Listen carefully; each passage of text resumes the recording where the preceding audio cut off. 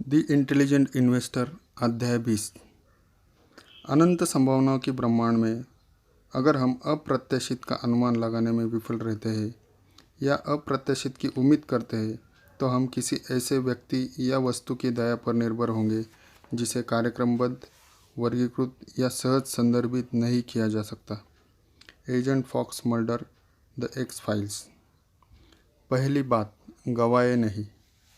जोखिम क्या है? आपको इसके अनेक जवाब मिल सकते हैं, जो इस पर निर्भर होगा कि आप यह किससे और कब पूछ रहे हैं। 1999 में जोखिम का मतलब धन गंवाना नहीं, इसका मतलब किसी दूसरे से कम धन कमाना था। बहुत से लोगों को डर था कि बारबेक्यू के दौरान कोई ऐसा व्यक्ति न मिल जाए जो .com स्टॉक्स में डे ट्रेडिंग से उससे ज़्यादा तेज़ी से धनवान हो रहा हो।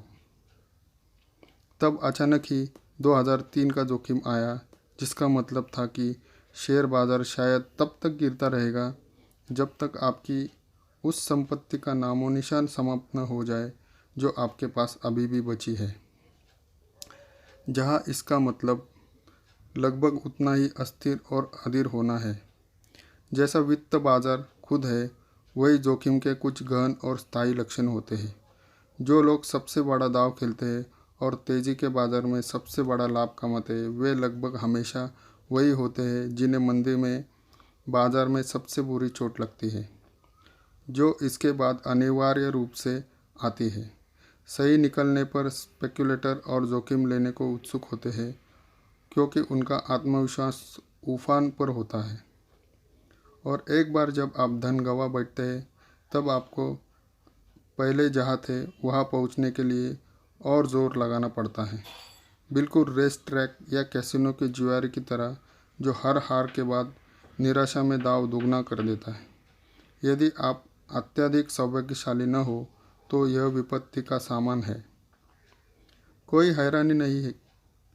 अपने लंबे करियर में उन्होंने जो सीखा, जब उसे सार रूप में बताने को कहा गया कि समृद्ध कैसे हो, तो वर्थाइड एड कंपनी के दिग्गज फाइनेंसर J.K. क्लिंगस्टाइन का आसान जवाब था, गंवाना मत।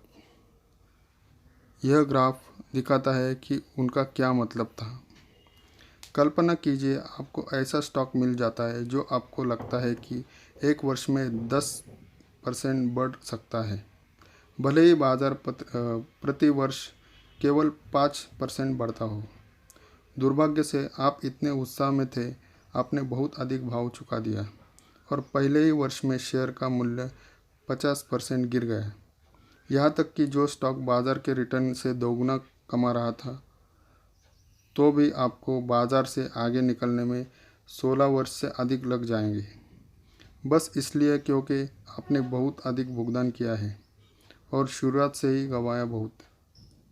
कुछ धन गंवाना निवेश का अनिवार्य हिस्सा है और इससे बचने के लिए आप कुछ नहीं कर सकते। लेकिन इंटेलिजेंट इन्वेस्टर बनने के लिए आप पर यह सुनिश्चित करने की जिम्मेदारी है कि आप अपना अधिकतर या सारा धन न गंवा बैठें।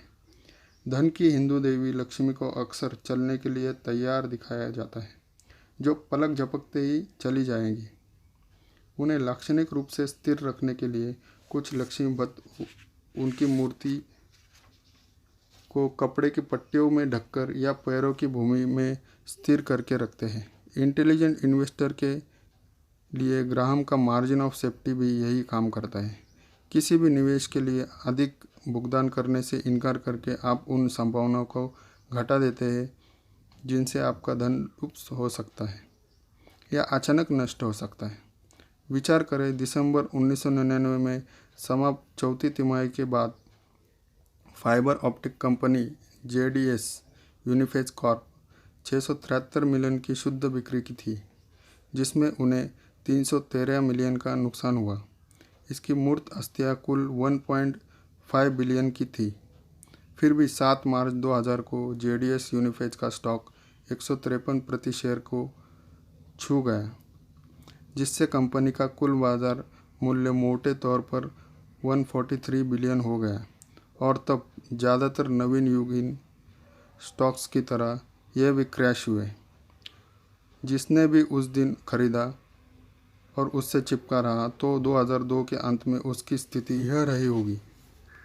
यदि आपने जेडीएस यूनिफेज को 7 मार्च 2002 में 153 मिलियन के शीर्ष भाव पर खरीदा होगा और इसके वर्षात 2002 तक आपने अपने पास रखा, तो जब यह 2.47 पर बंद हुआ तो आपके अपने खरीद भाव पर वापस पहुंचने में विभिन्न वार्षिक औसत रिटर्न दरों पर कितना वक्त लगेगा। ठोस 10% वार्षिक रिटर्न दर होने पर भी इस ओवर प्राइस खरीद की भरपाई में 43 ईयर्स से अधिक लग सकता है। जोखिम हमारे स्टॉक में नहीं बल्कि खुद में है। जोखिम का आयाम कहीं और होता है, खुद आप में। यदि आप ज़्यादा अनुमान लगाते हैं कि आप वास्तव में किसी निवेश को कितनी अच्छी तरह समझते हैं या कीमतों में अस्थायी गिरावट से बाहर निकलने के लिए अपनी क्षमता को बढ़ा चढ़ाकर पेश करते हैं, तो इससे कोई फ़र्क नहीं पड़ता कि आपके पास क्या है या बाज़ार कैसा है। अंत में वित्तीय जोखिम इसमें नहीं होता कि आपने निवेश कैसे किए, बल्कि इसमें होता है कि आप किस तरह के निवेशक हैं। यदि आप जानना चाहते हैं कि वास्तव में कैसे जोखिम होते हैं, तो सबसे नज़दीकी बाथरूम में जाए और शीशे के सामने खड़े हो जाए। यदि जोखिम है, शीशे में अपने आप को देखें। जब आप शीशे में अपने आप को देखते हैं तो आपको क्या दिखता है? नोबेल पुरस्कार विजेता मनोवैज्ञानिक डेनियल कानेमैन 2 कारकों का खुलासा करते हैं जो अच्छे निर्णयों को प्रतिबिंबित करते हैं। सुसमायोजित आत्मविश्वास। क्या मैं इस निवेश को उतनी अच्छी तरह समझता हूँ जितना मुझे लगता है? शुद्ध अनुमानित पछतावा। यदि मैं विश्लेषण गलत रहा तो मेरी क्या प्रतिक्रिया होगी? आपका आत्मविश्वास सुसमायोजित है यह जानने के लिए शीशे में अपने को देखें और पूछें, मेरे विश्लेषण के सही होने की कितनी संभावना है? इस सब सवालों पर सावधानी से विचार करें। मुझे कितना अनुभव है? अतीत में ऐसे निर्णय लेने से मेरा ट्रैक रिकॉर्ड कैसा रहा? अतीत में ऐसा ही करने का प्रयास करने वाले अन्य लोगों का विशिष्ट ट्रैक रिकॉर्ड कैसा रहा? मैं खरीद रहा हूँ तो कोई और बेच रहा है। कितनी संभावना है कि मुझे वह पता है जो उस व्यक्ति या कंपनी को नहीं पता? मैं बेच रहा हूँ तो कोई दूसरा खरीद रहा है। कितनी संभावना है कि मुझे वह पता है जो उस व्यक्ति या कंपनी को नहीं पता? क्या मैंने गणना की है कि यह निवेश कितना बढ़ेगा, जिससे टैक्स और ट्रेडिंग की लागत निकालने के लिए सकारात्मक रिटर्न मिल सकते हैं? तत्पश्चात शीशे में देखें और तलाशें कि क्या आप ऐसे व्यक्ति हैं जो अपने पछताव का सही अनुमान लगा सके। यह पूछकर शुरुआत करें, क्या मुझे पता है कि मेरा विश्लेषण गलत निकलने पर क्या हो सकता है? इस सवाल का इन बिंदुओं को ध्यान में रखते हुए जवाब दें। यदि मैं सही हूँ तो काफ़ी पैसा कमाऊँगा, लेकिन मैं गलत हुआ तो क्या होगा? ऐसे समान निवेशों के ऐतिहासिक प्रदर्शन के आधार पर मैं कितना गंवा सकता हूँ? क्या मेरे पास अन्य निवेश है जो इस निर्णय के गलत होने पर मुझे निकाल लें? क्या मेरे पास पहले से ही ऐसे स्टॉक, बॉन्ड्स या फंड्स हैं जिनका तब आगे बढ़ने का साबित हो चुका रिकॉर्ड है? तब मैं जिस तरह का निवेश सोच रहा हूँ वह नीचे चला जाता है? क्या इस नए निवेश के मेरा काफ़ी अधिक धन जोखिम में है? जब मैं खुद से कहता हूँ तुम में जोखिम लेने की अधिक क्षमता है, तो मुझे यह कैसे ज्ञात हुआ? क्या मैंने कभी किसी निवेश में काफ़ी धन गंवाया है? यह कैसे महसूस हुआ? क्या मैंने और ख़रीदा या उससे बाहर निकला? क्या मैं गलत समय पर घबराहट से बचाव के लिए केवल अपनी इच्छा शक्ति के भरोसे हूँ, या मैंने विविधीकरण, निवेश अनुबंध, हस्ताक्षर और डॉलर कॉस्ट एवरेजिंग से पहले ही अपने व्यवहार को नियंत्रित कर लिया है? आपको हमेशा याद रखना चाहिए, मनोवैज्ञानिक पॉल स्लोविक के शब्दों में जोखिम 2 तत्वों के मिश्रण का डोज है, संभावना और परिणाम। निवेश से पहले आपके लिए सुनिश्चित करना ज़रूरी है कि आपने अपने सही होने की संभावना का वास्तविक आकलन किया है तथा गलत होने के परिणाम पर आप कैसे प्रतिक्रिया देंगे। पास्कल की बाजी। निवेश दार्शनिक पीटर बर्सिन के पास इसे सार रूप से बताने का अलग तरीका है। वे बीते समय में महान फ्रांसीसी गणितज्ञ और धर्मशास्त्री ब्लेस पास्कल तक पहुँचने जिन्होंने एक वैचारिक प्रयोग का सृजन किया था जिसमें अनिश्चरवादी को दांव लगाना पड़ता था कि ईश्वर है या नहीं। इस बाजी में व्यक्ति को इस जीवन में अपने आचरण की पूंजी लगानी होती है। इस जुए में भुगतान अंततः मृत्यु के बाद उसके आत्मा के भाग्य में होता है। पास्कल कहते हैं इस बाजी में कारण द्वारा निर्णय नहीं हो सकता कि ईश्वर है या नहीं। ईश्वर हो भी सकते हैं या नहीं और केवल आस्था न कि कारण इस सवाल का जवाब दे सकते हैं। लेकिन जहाँ पास्कल की बाजी में संभावनाओं के दो विकल्पों के बीच होती है वही परिणाम पूरी तरह साफ और पुनश्च सुनिश्चित होते हैं।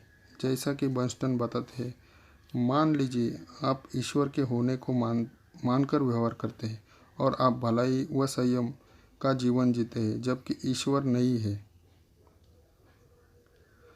आप जीवन में भलाई करते हैं लेकिन इससे पुरस्कार भी मिलते हैं। अब मान लीजिए आप ऐसे व्यवहार करते हैं, ईश्वर नहीं है और पाप स्वार्थ लिप्सा का जीवन जीते हैं जबकि ईश्वर है। आप अपने संक्षिप्त जीवन के दौरान तुलनात्मक रूप से काफ़ी मनोविनोद और रोमांच से जीते हैं, लेकिन जब फैसले का दिन आएगा तब आप बड़ी परेशानी में होंगे। बर्नस्टीन का निष्कर्ष। अनिश्चितता की स्थिति में निर्णय लेने में परिणामों को संभावना पर हावी होना चाहिए। हम भविष्य को नहीं जान सकते, इसलिए जैसा कि ग्राहम ने इस पुस्तक के हर अध्याय में आपको याद दिलाया कि इंटेलिजेंट इन्वेस्टर को सिर्फ सही विश्लेषण के केंद्रित नहीं रहना चाहिए। आपको अपने विश्लेषण गलत निकलने पर, जो कि सर्वोत्तम विश्लेषण कभी कभार हो जाता है, नुकसान से बचाव की सुनिश्चित करना चाहिए। अपने निवेश जीवन काल में आपसे कम एक गलती होने की संभावना लगभग 100% है और वे संभावना आपके नियंत्रण से पूर्णतः बाहर होगी। फिर भी आपका गलत होने के परिणाम पर नियंत्रण होता है। अनेक निवेशकों ने 1999 में मुख्य रूप से अपना सारा धन .com स्टॉक्स में लगा दिया। 1999 में मनी मैगजीन के 1338 अमेरिका पर किए गए ऑनलाइन सर्वे में पाया गया कि उनमें से लगभग 10वें भाग जितने निवेशकों ने अपना कम से कम 85% धन इंटरनेट स्टॉक्स में लगाया था। ग्राहम के मार्जिन ऑफ सेफ्टी के आग्रह को अनसुना करते हुए इन लोगों ने पास्कल की बाजी में गलत रास्ता अपना लिया। उन्हें सही होने की संभावना का पता थी, इसलिए उन्होंने गलत होने के परिणामों का खिलाफ खुद की सुरक्षा के लिए कुछ नहीं किया। केवल अपनी होल्डिंग को विविधीकृत रखकर और मिस्टर मार्केट की नवीनतम मूर्खतापूर्ण फैशन पर पैसा फेंकने से इनकार करके आप सुनिश्चित कर सकते हैं कि आपकी गलती के परिणाम आपके लिए विनाशकारी न हो। मिस्टर मार्केट आपके साथ जैसा भी व्यवहार करे, आपको हमेशा पूरे विश्वास के साथ यही कहना है और यह भी बीत जाएगा।